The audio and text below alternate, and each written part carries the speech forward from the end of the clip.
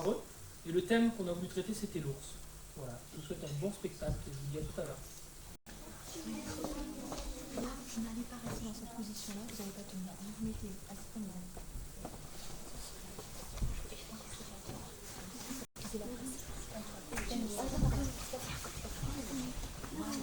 Comme ça, le dors, il a la place d'écarter ses jambes. Tu dors, si tu dors, Mathis, c'est possible aussi.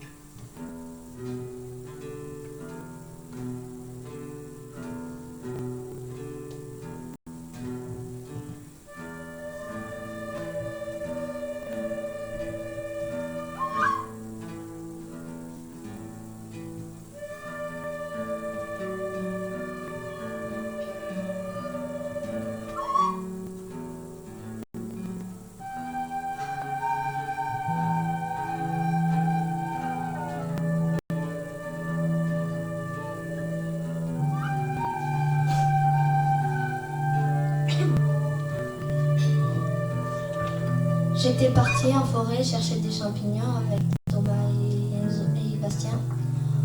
On avait vu la dernière fois un chemin qui traversait la forêt, alors on y a été. On a commencé à trouver un cèpe, 5 girolles, des trompettes de la mort et toutes sortes de champignons.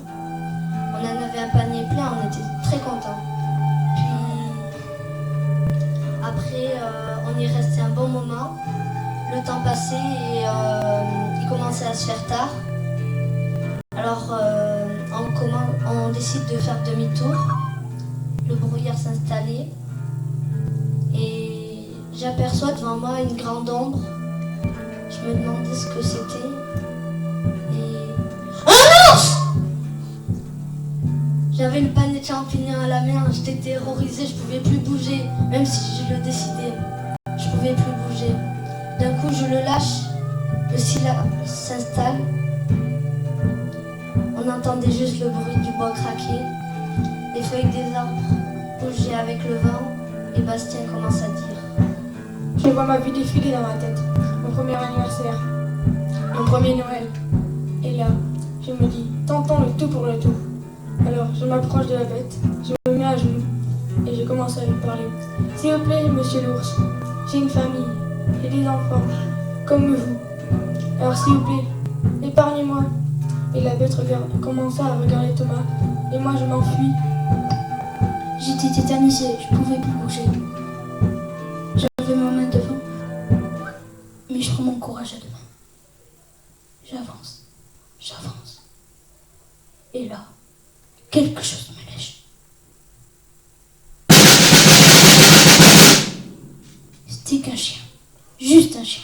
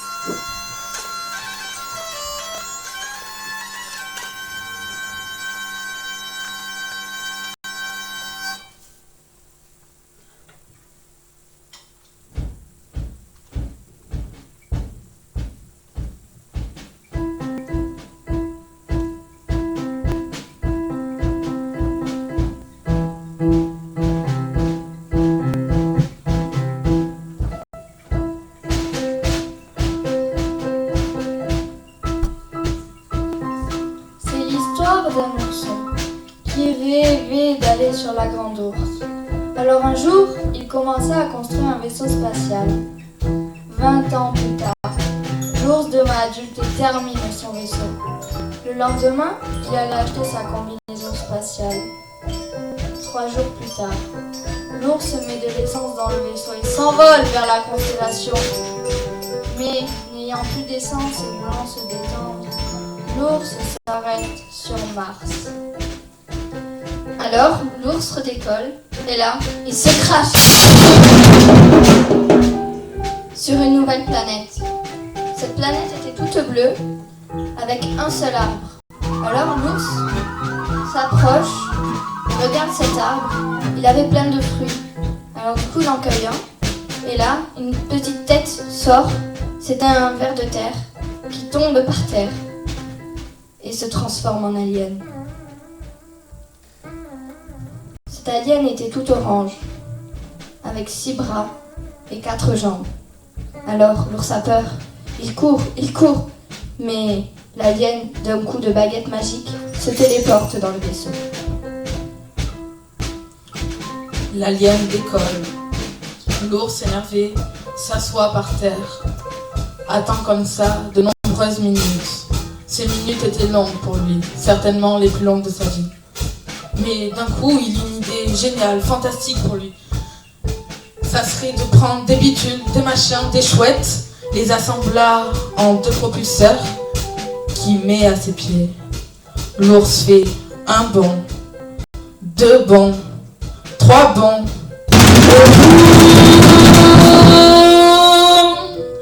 Part à la recherche de l'alien. Il parcourt tout l'espace, puis enfin le trouve, explose la vitre avec sa tête, prend l'alien, l'éjecte du vaisseau. Celui-ci explosa au contact des molécules de l'espace. Alors l'ours reprend sa place, continue son chemin, et boum, explose sur une météorite. Mais cet ours, il explosa en 7 éclats de lumière. 1, 2, 3, 4, 5, 6, 7. Ces 7 éclats de lumière formaient la petite ours.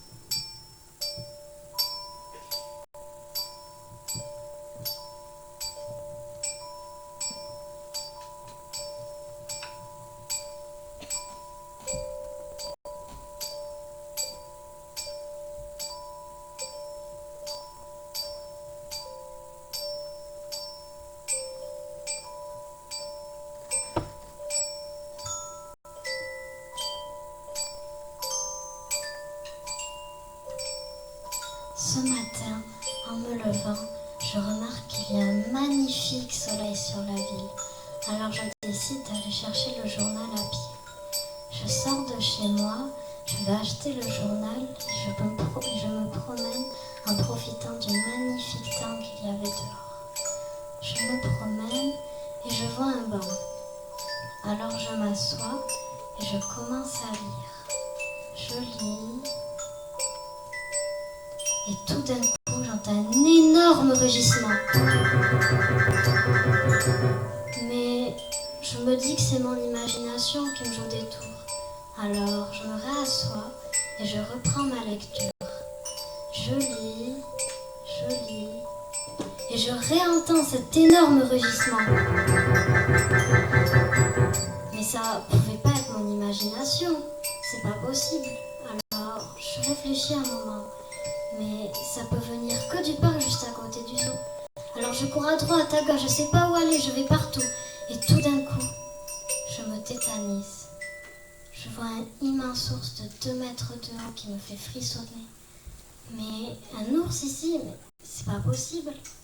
Mais en plus de ça, cet ours, il était rose bonbon. Mais ça peut pas exister, c'est pas possible, je savais pas quoi faire. Rigoler, pleurer, je savais pas. Alors je décide de prendre la fuite.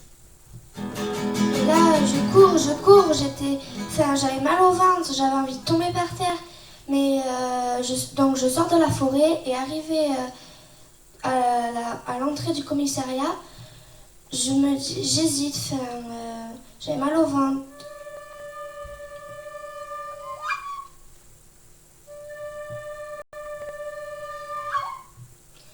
J'hésite, j'avais mal au ventre, mais il ne fallait pas que je garde pour moi.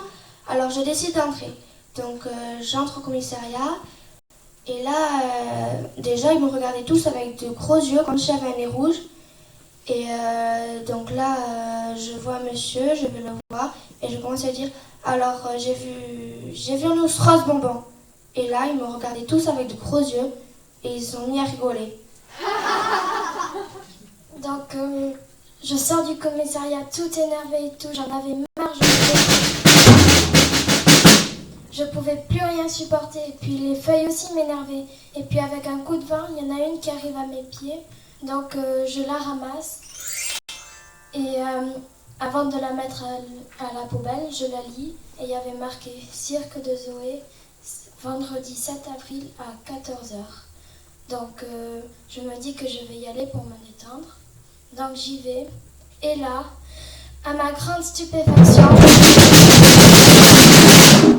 je revois l'ours rose. Il était là devant moi.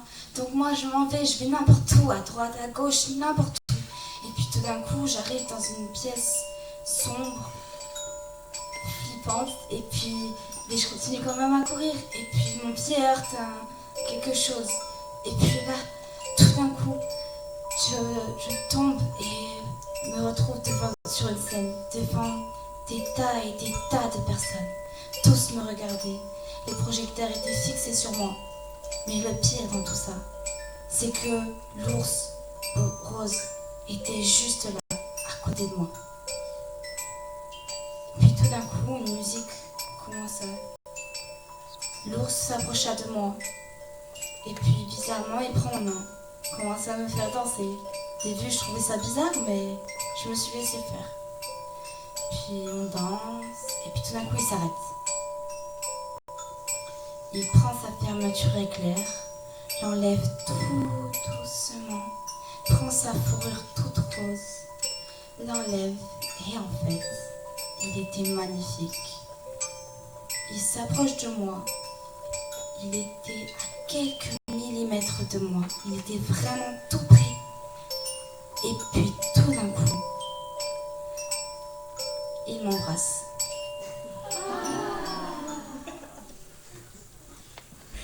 C'était formidable. J'avais les larmes aux yeux. Je me sentais... C'était incroyable. J'avais aucun mot pour décrire ça. Bref, c'est comme ça que j'ai rencontré ton papa.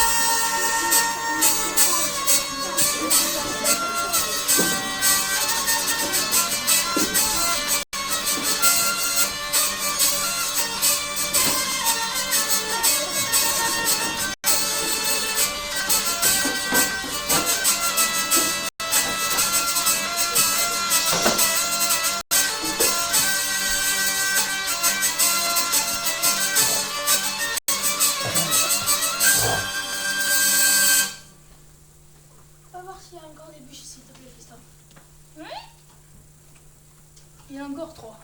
Ok. Alors on est dans un mois d'hiver. Il fait froid. Et là, il n'y a plus d'électricité. Ah oui, c'est vrai, il n'y a plus d'électricité. Ça me rappelle une histoire que ta grand-mère a vécue. C'était un jour, un mois d'hiver, comme celui-là. Elle se réveille dans son lit. Et elle allume sa lampe à pétrole et elle regarde. C'est sa table de chevet. Là, lettre à déposer à la poste. Quand elle prend sa lampe à pétrole avec sa lettre, elle ouvre la porte et elle prend celle-ci et elle part au village. Elle part au village, elle prend la lettre et elle la met dans la poste. Et là, elle repart sur son chemin. Et là, il y avait un éboulement qui s'était produit. Du coup, elle n'était même pas sûre de rentrer à temps avant la tombée de la nuit. Du coup, elle fait un grand détour. Et là, elle se rappelle ce que son grand-père lui avait dit. Dans la grotte, tu trouveras ce que tu voudras. Et là, au loin, elle voit une grotte et elle pense que c'est celle-là. Alors elle prend sa lampe à pétrole, comme c'était tout noir, elle allume, elle regarde. Rien. Pas grand chose. Il n'y avait rien. C'était pas la grotte de son grand-père. Bon, fallait bien qu'elle trouve un endroit pour dormir quand même. Alors elle arrive, elle regarde bien, pas trop endroit. Et là, il y avait un ours, il était immense, il devait faire 3 mètres de haut. commence à courir, mais elle n'avait pas vu les stalagmites qui étaient derrière. Et bam! Elle tombe par terre. Elle s'évanouit. Et le lendemain matin, devinez où elle se réveille? Dans son lit. L'ours, elle aurait pensé que c'était pas un rêve. Elle sort de son lit. Elle regarde sur sa table de chevet, il n'y avait rien. Elle ouvre la porte. Elle ouvre la porte et là, des traces, elle sait pas de quoi, des poils partout, sa table renversée et ses pots de miel, il n'y avait plus rien. Elle va voir son panier de baies, plus rien. Et là, elle voit un extrêmement douce, une grosse mère du jeu où il dit pas. Et là, elle se dit, ah, mais c'était pas un rêve. L'ours, il m'a sauvé, il m'a ramené chez moi. C'est pour ça que Mamie, alors, elle a amené des baies à l'ours. Ouais, c'est pour ça.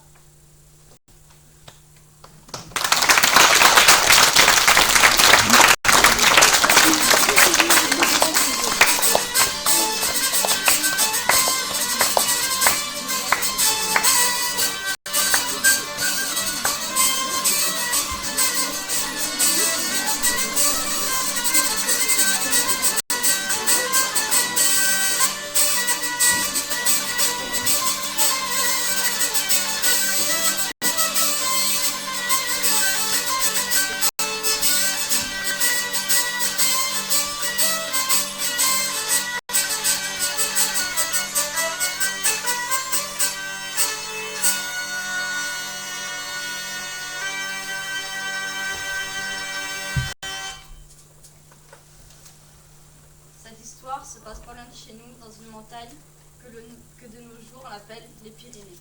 Dans cette montagne, personne n'y allait, il n'y avait pas un rat, parce qu'il y avait un énorme ours.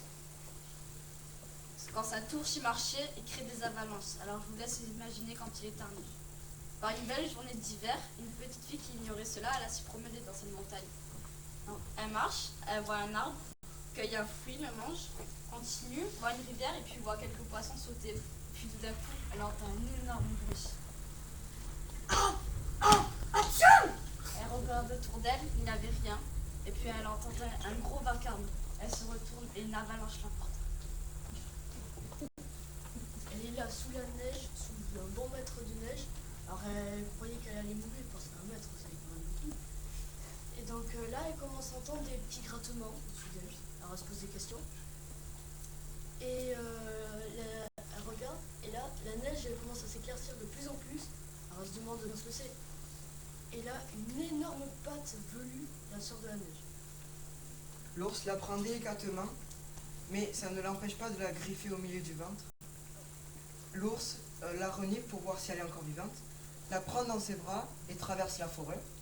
Arrivée dans une grotte, l'ours posa la petite fille. La fille regarda autour d'elle. Et à quelques mètres d'elle, elle voit une forme sur un lit de mousse. Un ourson mort. Un ourson mort. Et c'est là qu'elle aperçoit que l'ours avait des mamelles gonflées de lait. Le lait qui servait à nourrir le bébé ourson. Mais alors en fait, cet ours si terrible qui rôdait dans la montagne et personne n'allait jamais, c'était une ours.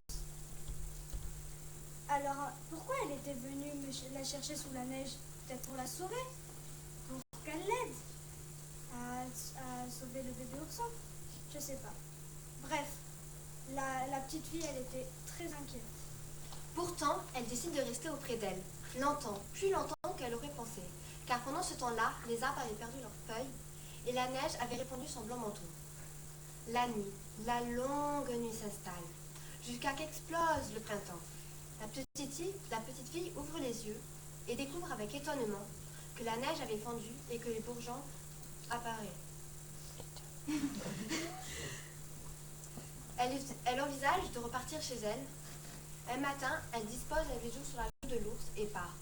Depuis ce jour, chaque hiver, la trace que l'ours lui avait mise sur le ventre devient rouge.